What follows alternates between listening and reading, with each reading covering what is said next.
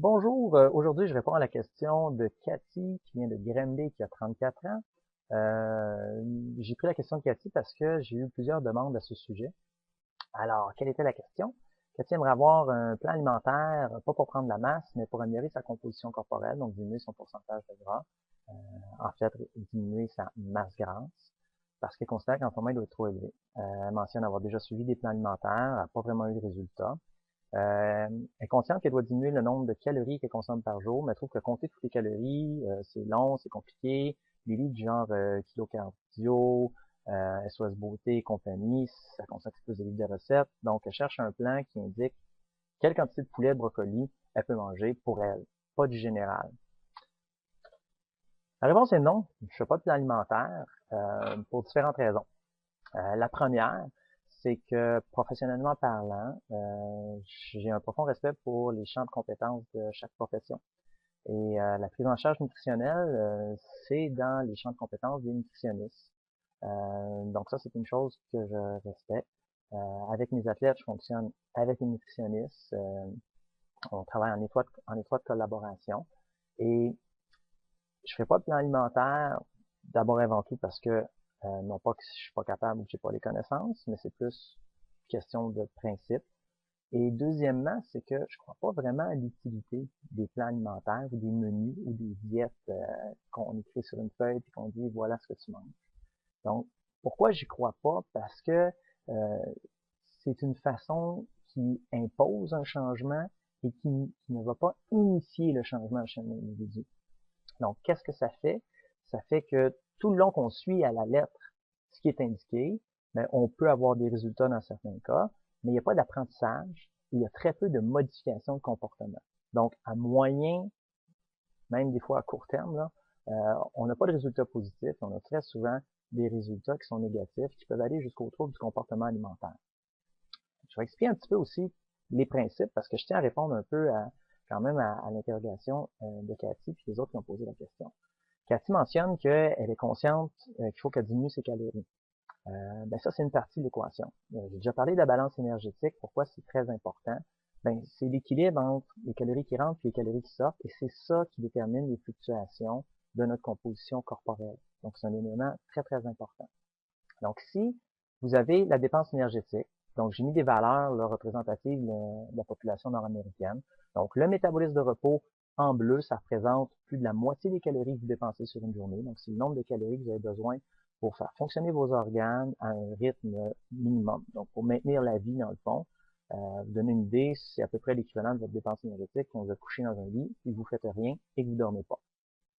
Ensuite de ça, on a en rouge la thermogénèse alimentaire, donc c'est le coût énergétique de la digestion. Oui, digérer, ça coûte des calories. Et vous avez la dépense énergétique associée à l'activité physique qui représente à peu près un quart des calories qu'on dépense sur une journée, mais c'est la composante la plus variable de la dépense énergétique.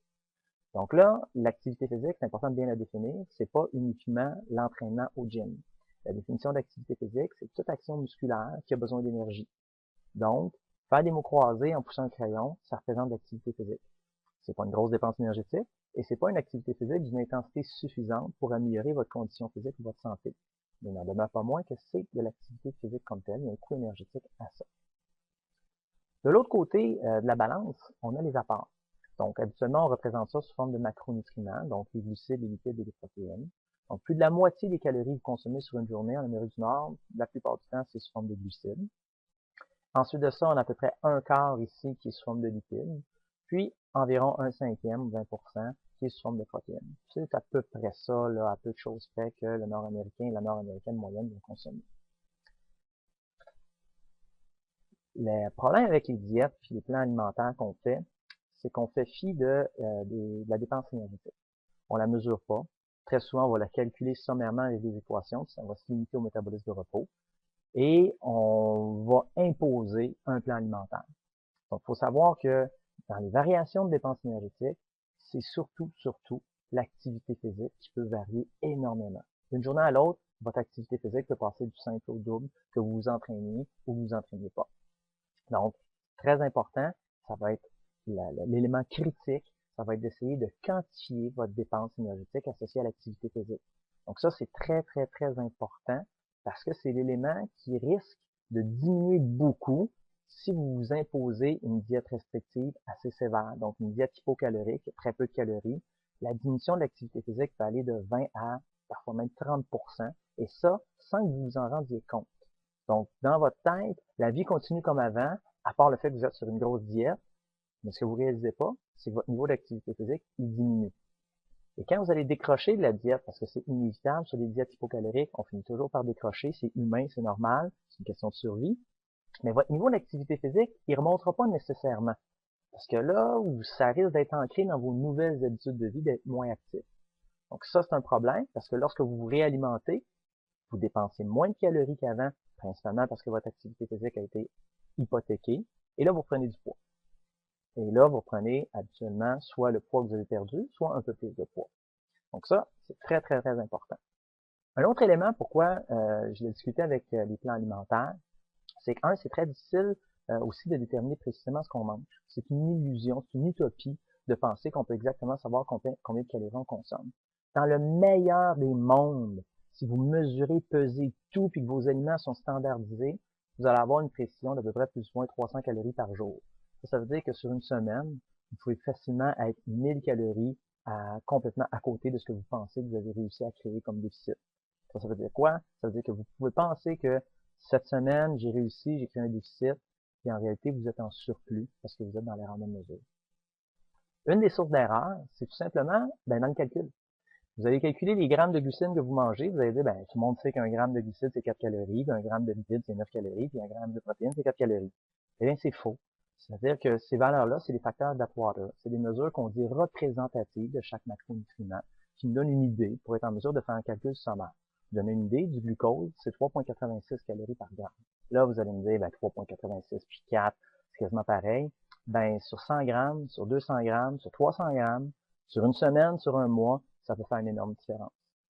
Donc, déjà là en partant, même si vous avez le compas dans l'œil, vous mesurez super précisément tout ce que vous mangez, il va y avoir une variation en fonction des aliments que vous allez consommer. L'autre élément, c'est que vous avez beau peser avant de manger, mais une fois après avoir mangé, il y a des restes dans l'assiette, que ce soit un peu de sauce, soit un peu de vinaigrette, etc. Ça, c'est des calories qui sont pas là, que vous avez comptabilisé avant et que vous n'utiliserez pas parce qu'ils sont pas consommés. Donc, ça devient, comme Cathy le mentionne, très difficile, très compliqué de précisément déterminer ces apports. Donc, qu'est-ce qui se passe? Là, on essaye d'être précis. On se force pour vraiment tout comptabiliser au niveau de la bouffe et il n'y a même pas une mesure de l'activité physique qui est faite. Ça, je prends un exemple de comptabilité qui s'applique ici. C'est quelqu'un qui mesure à la scène près tous ses revenus, mais qu'il n'a aucune idée combien d'argent il dépense. Puis là, il se dit, yes, là, ça va marcher. Mon entreprise, elle va faire des profits. Tout va bien aller. Regarde, je fais de l'argent. Aujourd'hui, j'ai fait 3000 $ et 33 cents et un dixième. Merveilleux. Mais combien d'argent tu as dépensé? Comme d'habitude, là, à peu près pareil.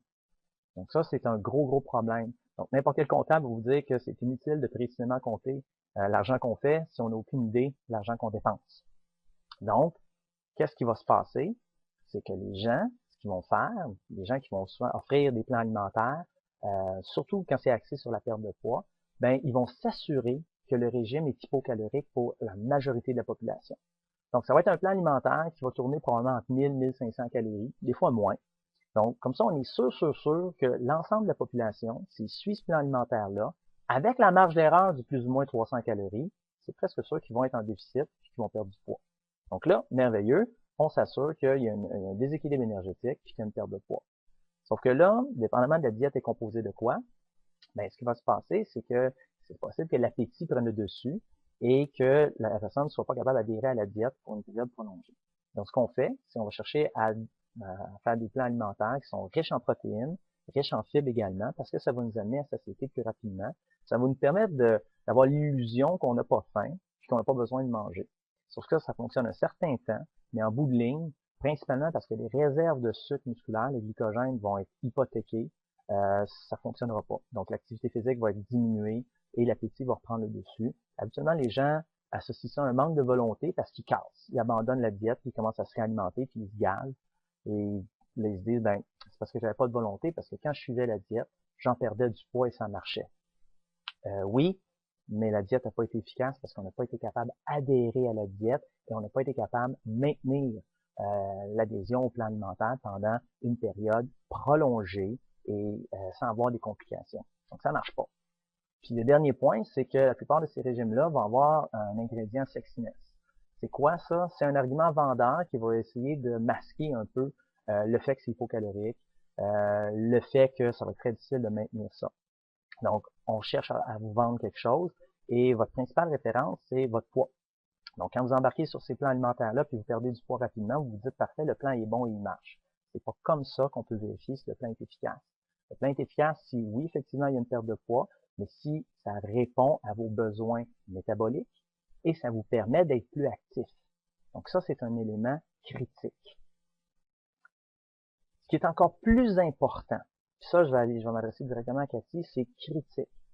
Tu mentionnes que c'est difficile, c'est pas le fun de tout compter. Ben oui, faut faire des efforts pour comprendre ce qu'on mange puis notre alimentation. De se faire dire de manger, puis je sais, dans le milieu du fitness, je vais pas dire que c'est que ça, mais c'est très fréquent. Là, on entend les filles en compétition qui disent, ben là, aujourd'hui, ben je mange du poulet bouilli puis du brocoli. Brocoli est à volonté, je suis donc contente. Ça, c'est une image qu'on a. On associe ça au corps de l'athlète de fitness. On dit, wow, si je fais ça, je vais avoir le même physique. Est-ce qu'il y a des gens qui se sont déjà posé la question, si je fais autre chose, est-ce que je peux avoir aussi le même physique? Ben, moi, je travaille pas avec du poulet bouilli puis du brocoli à volonté. Puis, j'ai des athlètes en fitness qui réussissent à avoir des physiques super intéressants et qui prennent pas d'aide ergogène comme des fat burners. Pourquoi? Parce que, première chose, on a une idée de leur balance énergétique, on détermine leur quantité d'activité physique sur une journée, on détermine leur rapport nutritionnel à l'aide du nutritionniste, et là, on est en mesure de progressivement jouer sur un déséquilibre énergétique tout en répondant à leurs besoins en macronutriments et en micronutriments, les vitamines et les minéraux. Il faut être conscient de ce que l'on mange. Il y a beaucoup de gens qui n'ont aucune idée de ce qu'ils mangent. Il y a beaucoup de gens qui prennent pas le temps de manger. Ils me disent, ben moi, le matin, je peux pas déjeuner. Ben, moi, dans ma tête, c'est comme si quelqu'un me disait, là, moi, là, le matin, j'ai pas le temps de respirer. C'est un besoin physiologique, la respiration. On le fait. Ben, manger aussi, c'est un besoin physiologique qui est moins critique, si on veut, que la respiration. Mais faut prendre le temps. Quelqu'un qui me dit qu'il n'a pas le temps de manger, ben c'est clair que c'est quelqu'un qui a une hygiène de vie qui ne permettra pas d'avoir, de façon durable, une composition corporelle optimale. Il faut être également conscient de ses besoins. Il faut savoir, j'ai besoin de quoi en macronutriments et en micronutriments, les fameux vitamines et minéraux. Ça, vous avez un outil qui est très intéressant et qui est souvent bafoué, qui est le Guide alimentaire canadien. À quoi ça sert, le Guide alimentaire canadien? Dans un premier temps, c'est un peu comme la monnaie nationale. C'est-à-dire que ça vous permet de déterminer c'est quoi une portion. Donc, vous dites une portion de produits laitiers, c'est quoi? Vous allez voir dans la page centrale du Guide alimentaire canadien et ça va vous indiquer qu'est-ce qu'une portion. Ça, c'est comme si vous allez à la banque, vous demandez $1, c'est quoi? Mais ils vont vous donner une pièce. Si vous voulez être payé en yens à votre job, mais ça marche pas. Ils vont vous payer en $ canadien pour pouvoir le changer en yens. Donc, le Guide alimentaire canadien, ça vous donne une idée, c'est quoi le dollar canadien? Donc, c'est quoi une portion en Amérique du Nord? Ça vous dit pas exactement combien manger. Ça vous dit, ben, le Nord-Américain moyen, on estime que ses besoins, ça représente X portions de fruits et légumes, X portions de produits céréaliers, etc., etc. Si vous êtes dans la catégorie Nord-Américain moyen, ben, ça devrait être à peu près ça que vous avez besoin. Si vous courez des marathons, ben, vos besoins vont être différents du Nord-Américain moyen qui, lui, ne court pas de marathon. Donc, il faut ajuster en fonction de ses besoins. Et ça, c'est très, très, très important. Donc, c'est sûr que c'est difficile de bien évaluer ses apports. C'est un peu comme l'entraînement, là. C'est-à-dire, courir sur un tapis roulant, il y a des gens qui trouvent ça épouvantablement difficile. Il y en a d'autres qui disent, ben là, c'est super facile. Ben, ça a été difficile un temps. On l'a fait, on s'est amélioré. Puis, à force de faire des efforts, ben, ça peut devenir quelque chose de facile. Donc, c'est sûr que moi, je suis pas un partisan des recettes mirancles. J'en fais pas, j'en vends pas, j'en ferai pas, j'en vendrai pas. Moi, ce que je souhaite, c'est des changements durables. Par changement durable, ça prend de l'éducation, ça veut dire que les gens doivent faire des efforts, doivent comprendre ce qu'ils font. Et ça, c'est très, très, très important. Une démarche que vous pouvez faire en termes de nutrition, là, j'en vois déjà qui roulent les yeux en disant, oh mon Dieu. Ben, les nutritionnistes, c'est leur travail de vous aider. Et là, je vais être le premier à être un critique très, très, très sévère du travail des nutritionnistes. Je peux vous dire que je connais des nutritionnistes qui sont excellentes et d'autres qui sont franchement mauvaises. C'est comme dans toutes les professions. Il y a des entraîneurs qui sont très bons, il y a des entraîneurs qui sont franchement mauvais. Donc, Ça serait important de consulter une nutritionniste, pour savoir, qu'est-ce qu'un nutritionniste peut m'apporter, qu'est-ce qu'elle peut aider. Est-ce que je vais sortir de là avec un plan nutritionnel ou bien je vais sortir de là avec des connaissances qui vont me permettre de changer mes comportements alimentaires pour améliorer mon hygiène de vie puis changer éventuellement ma composition corporelle tout en optimisant mon entraînement. Donc, super important de bien magasiner sa nutritionniste, arrêter son choix sur un intervenant qui est compétent et surtout compatible avec soi.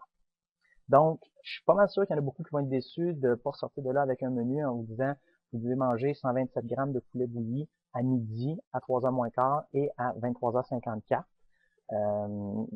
C'est pas la réalité avec laquelle je travaille. J'ai beaucoup de succès avec mes athlètes. Elles travaillent très fort, elles apprennent, elles se développent comme ça. Je crois beaucoup au développement des connaissances, à l'éducation, et c'est ça qui va créer des changements durables. Donc, si vous avez d'autres questions en matière de nutrition, ça va me faire plaisir d'y répondre. Si vous attendez à avoir une belle recette, vous voulez pas avoir ma recette de pâté chinois, ça c'est certain. Bonne soirée!